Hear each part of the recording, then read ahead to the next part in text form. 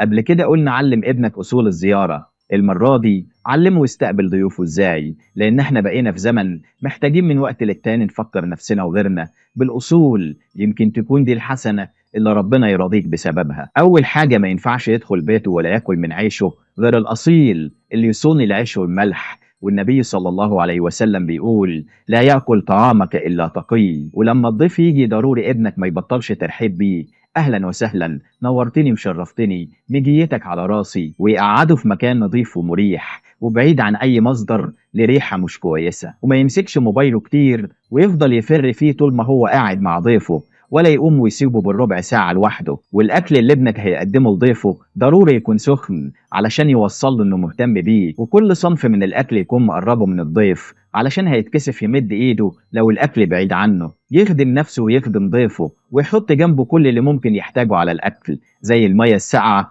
والمناديل. ما يقومش ولا يبطل أكل غير لما ضيفه يشبع، ولا يشيل أطباق غير لما كل اللي قاعدين يخلصوا أكل، لأنه لو عمل كده طبيعي الناس هتتحرج وهتقوم. وما يفتحش مع ضيفه أي موضوع يضايقه أو ينكده أبدا، ولا يعزم معاه حد مش شبهه أو بينهم وبين بعض جفاء، لأن القعدة كده هتبقى خنيقة وجبسة. وبرضه ما يتكلمش عن الغلاء، خصوصا ساعة الأكل. عارف انت حتة البانيه اللي في ايدك دي ب 230 جنيه كيلو والله؟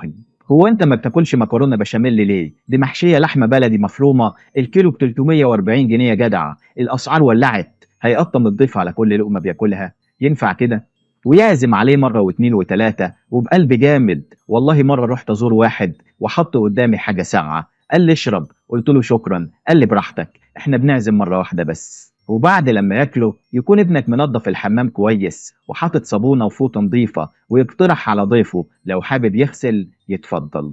بيستناه لحد لما يخرج بوش بشوش وياخده لحد المكان اللي هيقعدوا فيه. ولو الضيف كان جايب معاه زيارة ولا حاجة مش عيب لما ابنك يقدم له منها. ولو جايب لابنك هدية من باب جبر الخواطر انه يفتحها قدامه ويبين قد ايه هو مبسوط بيها ويشكره على تقديره. ولو حب يمشي ابنك يضغط عليه ويقعده، ولو صمم يسلم عليه بحرارة ويوصله لحد المكان اللي هيركب أو يمشي منه، وما يسيبوش على باب الشقة. وينزل يوصله لحد باب البيت ويقف يستناه لحد لما يمشي ويختفوا عن نظر بعض. ولازم ابنك يفهم إن ده مش تقليل منه أو أفورة. الشيخ الشعراوي الله يرحمه من كتر ما كان بيعظم الضيف، لما راح يزوروا ناس وما كانش قادر يقف لهم وهم ماشيين، كان يشد ايد الضيف ويبوسها ويقول له: دي بدل وقوف يا ابني. وسيدنا إبراهيم عليه السلام كان اسمه أبو الضيف، ولما ربنا سبحانه وتعالى حب يمدحه في القرآن كانت من ضمن الصفات اللي مدحه بيها إنه بيكرم ضيفه. والنبي صلى الله عليه وسلم بيقول: من كان يؤمن بالله واليوم الآخر